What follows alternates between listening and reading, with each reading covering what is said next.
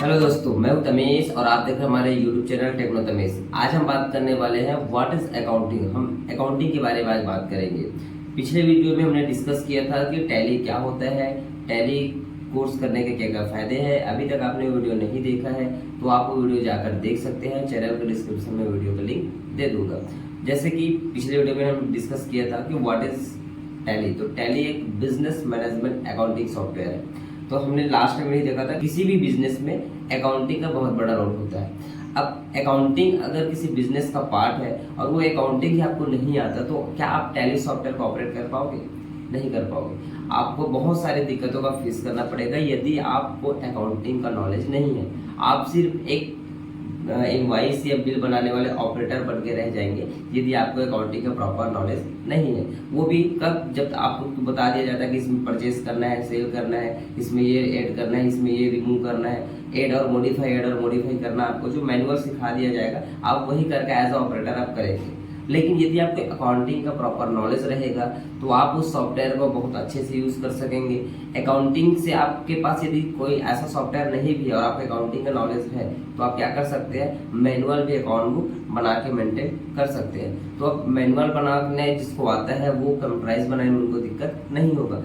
कभी भी जो कंप्यूटराइज अकाउंटिंग होते हैं वो मैनुअल अकाउंटिंग के ही ऊपर डिपेंड होता है। तो यदि आपको मैनुअल अकाउंटिंग ही नहीं आता तो आपको कंप्यूटराइज अकाउंटिंग करने में भी दिक्कत होगा।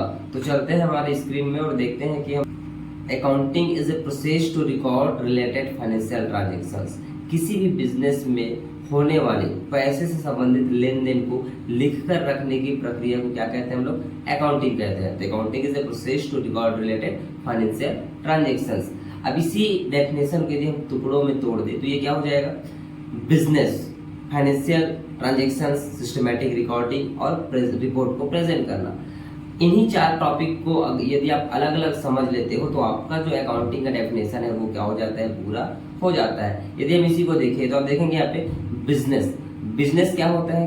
कोई भी व्यापार जो आप सामान को खरीद कर बेच रहे हैं या फिर मैन्युफैक्चरिंग कर रहे हैं या फिर आप प्रोफेशनली बिजनेस में जुड़े हुए हैं तो हर तरह के बिजनेस से आप लोग जुड़े रहते हैं। तो किसी भी बिजनेस में फाइनेंशियल ट्रांजैक्शंस मतलब पैसे से संबंधित लेन देन को लिख कर रखना। तो कैसे लिख कर रखना? सिस्टमेटिक ढंग से लिख कर रखने की जो प्रक्रिया है उसी को क्या कहते हैं? अकाउंटिंग कहते हैं। अब अकाउंटिंग करने के बाद हमारा मेन जो पर्पस होता है क्या होता है? किसी भी अकाउंट बुक का इंफॉर्मेशन लेना। कहने का मतलब है रिपोर्ट जनरेट करना। आपका अकाउंट बुक बनाने का पर्पस ये होता है कि आप क्या कर सको? अपने अकाउंट बुक से इंफॉर्मेशन ले सको। अब जब आपको इंफॉर्मेशन लेना है तो इंफॉर्मेशन आपको सही मिलेगा आपके अकाउंट बुक से तब तो आपके फायदे का है। आपको इंफॉर्मेशन ही गलत मिलेगा तब। तो इसलिए हम लोग प्रिफर करते हैं कि आपको क्या करना है? अपने बिजनेस का सिस्टमेटिक ढंग से लिख के रखना है। तो किसी भी बिजनेस में होने वाले पैसे संबंधित जितने भी लेन देन होते हैं उसको सही ढंग से सिस्टम से लिख कर रखने से ही आपका क्या होगा? अकाउंटिंग जो प्रक्रिया है वो पूरा होगा जिससे आपको इंफॉर्मेशन आपको मिल सकेगा। तो देखते हैं सबसे पहले क्या होता है? बिजनेस। अब कई लोगों को तो ये नहीं पता है कि बिजनेस में जनरली लोग कितने तरह से इन्वॉल्व होते हैं। तो हम बता दें बिजनेस जो एक व्यापार होता है उसमें जनरली लोग 3 तरह से इन्वॉल्व होते हैं। पहला मैन्युफैक्चरिंग बिजनेस, जो सामान को बनाते हैं, सामान बनाने के बाद क्या करते हैं? उस सामान को मार्केट में लेके सेल करते हैं। तो जिनका कारखाने हैं, फैक्ट्री है, वो मैन्युफैक्चरिंग बिजनेस से जुड़े हुए लोग हैं। अब वहीं पे एक ऐसा बिजनेस होता है जो खुद सामान नहीं बनाता, खुद सामान की मैन्युफैक्चरिंग नहीं करता, उसको बोलते हैं ट्रेडिंग बेस्ड बिजनेस में इन्वॉल्व रहना। कि वो किसी और कंपनी से जो सामान मैन्युफैक्चरिंग कर रहे हैं उससे सामान क्या करेंगे? परचेस करके लेके आएंगे और दूसरे जो सामान खरीदने वाले कंज्यूमर हैं उन तक वो सामान को पहुंचाते हैं। तो वो होता है क्या? ट्रेडिंग बेस्ड बिजनेस, जिनका माल खरीद कर माल बेचने का काम होता है। तो ये किससे इन्वॉल्व हुए? ट्रेडिंग बेस्ड बिजनेस से इन्वॉल्व हुए। वहीं पर तीसरे नंबर पे होता है क्या? Professional business.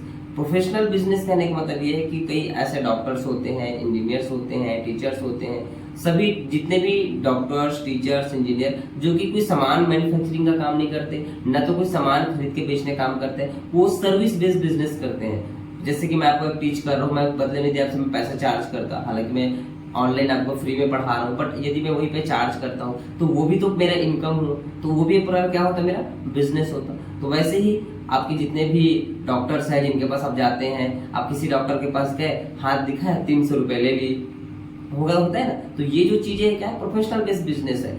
ऐसे बिजनेस में जो इन्वॉल्व होते हैं उनको क्या बोलते हैं, प्रोफेशनल बिजनेस में, जो अपने पेशेवर बिजनेस में इन्वॉल्व होते हैं। ये होता है बिजनेस में जनरली जो है इन 3 तरह से बिजनेस में लोग क्या होते हैं, इन्वॉल्व होते हैं। तो करते हैं फाइनेंशियल ट्रांजेक्शंस। फाइनेंशियल ट्रांजेक्शंस कहने का मतलब ये होता है कि पैसे से संबंधित लेन देन। अब पैसे से संबंधित लेन देन मतलब आप कोई सामान खरीद के ला रहे हैं, बदले में पैसे देंगे। यदि आप कोई सामान बेच रहे हैं, पैसे बदले में आपको पैसा मिलेगा। आप कोई भी इन्वेस्ट कर रहे हैं, आपका खर्च होगा, पैसा जाएगा। कोई भी प्रॉफिट आपका हो, आपके पास पैसा आएगा। तो ये जितने भी लेन देन आपके बिजनेस में होते हैं, इसको बोलते हैं क्या, यदि आपका बिजनेस पैसे के बदले में कोई भी लेन देन हो रहा है, उसको आपके अकाउंट बुक में लिख के रखना है। और मान लो, चलिए एग्जाम्पल लेते हैं कि मान लो कोई मेरा दोस्त है, वो रायपुर में रह रहा है। अब मैं यहाँ से उनको एक लेटर लिखता हूँ कि मैं यहाँ पे कुशल मंगल हूँ, आप वहाँ पे कैसे हैं। मैंने लेटर लिख के उनको भेज दिया। अब वहीं से उन्होंने भी रिप्लाई दिया एक लेटर लिख के कि हाँ मेरा भी बिजनेस बहुत अच्छा चल रहा है, मैं भी यहाँ पे ठीक ठाक हूँ। हमने यहाँ से लेटर उनको भेजा, उन्होंने मुझे लेटर भेज दिया, हम दोनों के बीच लेन देन हुआ। क्या हम इसको अपने अकाउंट बुक में लिख के रखेंगे? तो नहीं रखेंगे। क्यों? क्योंकि यहाँ पे पैसे के बदले में लेन देन नहीं हुआ है। लेकिन वहीं पे मान लीजिए मैंने एक कुरियर किया, लेटर किया या कोई भी सामान को कुरियर किया, जिसका मुझे चार्ज जाके कुरियर वाले के पास देना पड़ा। तो वो जो चार्ज मैं दिया, मेरा खर्च हुआ। अब मेरे अकाउंट बुक में भी पड़ेगा कि मैंने अपने बिजनेस से कोई सामान पार्सल किया या बिजनेस से कोई के लिए कोई सामान मैंने ऑर्डर किया, जिसका मुझे डिलीवरी चार्ज देना पड़ा या फिर ट्रांसपोर्टेशन चार्जेस जो है अप्लाई हुआ। तो वहां पे जो चार्जेस है मुझे देना पड़ा, तो वो खर्च में मेरा अकाउंट हुआ। तो ये काउंट होगा, मेरे अकाउंट बुक में इफेक्ट पड़ेगा। लेकिन अगर मैं पेपर लिख के भेज दिया, पेपर लिख के ले आया, तो क्या वहां पे मेरे अकाउंट बुक में इफेक्ट पड़ेगा? नहीं पड़ेगा। तो जहां पे पैसे की बात आता है, फाइनेंशियल सब की बात आता है, तो ये जितने भी फाइनेंशियल ट्रांजेक्शन्स होते हैं हमारे बिजनेस में, इन सभी ट्रांजेक्शन्स को लिख के रखने की जो प्रोसेस होता है उसी को अकाउंटिंग कहते हैं। अब आप देखेंगे सिस्टमेटिक रिकॉर्डिंग। अब हमारे बिजनेस में जितने भी तरह के बिजनेस आपका होगा, किसी भी टाइप का भी जो हमने डिस्कस किया बिजनेस में, इसमें से किसी भी टाइप का बिजनेस आप जुड़े होंगे, किसी भी टाइप के बिजनेस में आप इन्वॉल्व होंगे। तो ये जो बिजनेस में आप इन्वॉल्व है, इसमें आपका यदि पैसे संबंधित जो भी लेन देन हो रहा है उसको आप लिख के रखना तो चाह रहे हैं, लेकिन कैसे लिख के रखना है? तो हमने कहा सिस्टमेटिक ढंग से लिख के रखना है। यदि आप सिस्टमेटिक ढंग से लिख के नहीं रखेंगे तो क्या आपको जो पर्पस है अकाउंट बुक बनाने का वो फुलफिल होगा? क्या आपको जो इन्फॉर्मेशन उस अकाउंट बुक से चाहिए क्या वो आपको मिल पाएगा? नहीं मिल पाएगा। तो उसके लिए आपको क्या करना होगा? सिस्टमेटिक ढंग से आपको लिख के रखना होगा। तो सिस्टमेटिक ढंग से लिख के रखने का मतलब क्या होता है कि आप कोई भी बिजनेस में या उस बिजनेस का अकाउंटेंट या फिर बिजनेस ऑनर सही ढंग से, सुव्यवस्थित ढंग से क्या करे, लिख के जब ट्रांजेक्शन को रखेगा तभी वो क्या कहलाएगा? सिस्टमेटिक ढंग से कहलाएगा। तो अब यहाँ पे जैसे एग्जांपल के लिए हम देखें, हमने यहाँ पे लिख के रखा है ट्रांजेक्शन पे कि दीपक 500 और अभिषेक 1000। अब आप बताओ कि यहाँ पे मैं दीपक को पैसा दे रहा हूँ 500 रुपए या फिर 1000 रुपए जो है अभिषेक से मैं ले रहा हूँ, क्या मुझे यहाँ पे समझ आ रहा है? या कोई क्लियर कर पाएगा? 500 रुपए नाम के आगे लिख देने से दीपक से मुझे पैसा मिल रहा है कि मैं दीपक को पैसा दे रहा हूँ? तो क्या आप इसको सही ढंग से लिखना मानेंगे? नहीं। ये जो ट्रांजेक्शन है क्या है? बिल्कुल रॉन्ग है। ऐसा ट्रांजेक्शन यदि आप रिकॉर्ड करते हैं तो आपको जो इन्फॉर्मेशन चाहिए अकाउंट बुक से आपको नहीं मिल पाएगा। तो सही ढंग से आपको क्या करना होगा? अकाउंट बुक में ट्रांजेक्शन को लिखना होगा। अब हम बोल तो रहे सिस्टमेटिक ढंग से लिखना है, तो कैसे लिखना है? तो आपको देखेंगे यहाँ पे सबसे पहले सिस्टमेटिक ढंग से यदि आपको ट्रांजेक्शन को रिकॉर्ड करना है तो आपको क्या करने आना चाहिए? आपके बिजनेस का जो भी ट्रांजेक्शन हो रहा है उसके आइडेंटिफाई करने आना चाहिए। किसी भी बिजनेस के जब आइडेंटिफाई कर लेंगे तो आपको ट्रांजेक्शन रिकॉर्ड करने में दिक्कत नहीं होगा। अकाउंटिंग का नियम ही है कि आप पहले अपने ट्रांजैक्शन की आइडेंटिफाई करो, पहचान करो। पहचान करने के बाद किस वैल्यू में, कितने की वैल्यू में उसका ट्रांजैक्शन हो रहा है, उस वैल्यू की मेजरमेंट करो। देन आपके जो भी ट्रांजैक्शन है उसको क्या करो? रिकॉर्ड करो। तो आपको क्या करना है? सिस्टमेटिक रिकॉर्डिंग करने के लिए आपको आपकी ट्रांजैक्शंस का क्या करना पड़ेगा? पहचान करना पड़ेगा। और पहचान करने के बाद जब आप ट्रांजैक्शन रिकॉर्ड करेंगे तो आपको उसका जो भी वैल्यू का ट्रांजैक्शन हो रहा है उसके वैल्यू का मेजरमेंट भी करना पड़ेगा। अब हमने कह तो दिया कि सिस्टमेटिक ढंग से लिख के रखना है और आइडेंटिफाई करना है। सिस्टमेटिक ढंग से लिख के रखना है तो उसके लिए हमको आइडेंटिफाई करना पड़ेगा। अब आइडेंटिफाई हम कैसे करें, ये भी क्वेश्चन मार्क है। आइडेंटिफाई करने भी तो आपको आना चाहिए। जैसे एग्जांपल के लिए मैं यहाँ पे लिख देता हूँ कि pay advance amount to Krishna private limited. मैंने यहाँ पे अमाउंट पे कर रहा है किसको? कृष्णा प्राइवेट लिमिटेड को। इस ट्रांजेक्शन बहुत इजी ट्रांजेक्शन है, मैंने शॉर्ट में लिखा है कि अमाउंट हम यहाँ पे कृष्णा प्राइवेट लिमिटेड को दे रहे हैं। कैसे दे रहे हैं? एडवांस में दे रहे हैं। क्यों एडवांस में दे रहे हैं? हो सकता है उनसे हमको पैसा सामान खरीदना होगा आने वाले टाइम में, उसके लिए हमने यहाँ पे क्या कर दिया? उनको एडवांस में पेमेंट कर दिया कृष्णा प्राइवेट लिमिटेड को। अब यहाँ पे देखेंगे इसका वैल्यू का मेजरमेंट है ही नहीं, तो इसका कितने रुपए मैंने एडवांस दिया उस वैल्यू का मेजरमेंट भी होना चाहिए, जो कि इस ट्रांजेक्शन में नहीं है। आप आइडेंटिफाई तो कर लिए कि इसमें हमें कृष्णा को दे रहे हैं, तो ऐसे बहुत से आपके अकाउंट में ट्रांजेक्शन होते हैं जिसके आपको आइडेंटिफाई करने में दिक्कत होता है। तो आपको प्रॉपर एक नियम है किसी भी ट्रांजेक्शन को आइडेंटिफाई करने की, उस नियम को आपको जानना होगा, जिससे आपको कैसे भी टाइप के आपके बिजनेस पर ट्रांजेक्शन हो, उस हर टाइप के ट्रांजेक्शन को आपको क्या करना होगा, आइडेंटिफाई करने में आसानी होगा, जिससे आपको कोई प्रॉब्लम नहीं आएगा। तो हमको क्या जानना होगा,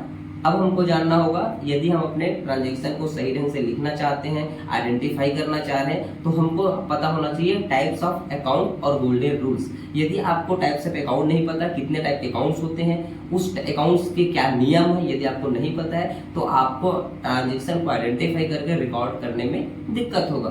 तो आगे हम नेक्स्ट वीडियो में देखेंगे कि टाइप्स ऑफ अकाउंट्स क्या होते हैं, कितने टाइप के अकाउंट है, उन अकाउंट्स के क्या क्या नियम है, इन सभी टॉपिक भी मैं नेक्स्ट वीडियो में डिस्कस करने वाला हूँ। आज के लिए सिर्फ इतना ही, क्योंकि हमने सिर्फ देखा था कि अकाउंटिंग क्या होता है। तो अकाउंटिंग इसे अगर लास्ट में हम समरी देखें तो accounting is a process to record related financial transaction. किसी भी बिजनेस में होने वाले पैसे से संबंधित लेन देन को लिख कर रखने की जो प्रक्रिया है उसी को अकाउंटिंग कहते हैं। अब अकाउंटिंग के जो नियम है, types of account, golden rules, हम नेक्स्ट वीडियो में देखेंगे। तो मिलते हैं नेक्स्ट वीडियो में। यदि वीडियो आपको अच्छी लगे तो वीडियो को लाइक करें, चैनल को अभी तक सब्सक्राइब नहीं किया है तो चैनल को सब्सक्राइब कर लें, क्योंकि मैं टैली से रिलेटेड बेसिक टू एडवांस के जितने भी ट्रांजेक्शन है वो मैं सभी आपके लिए इस चैनल में कवर करने वाला हूँ।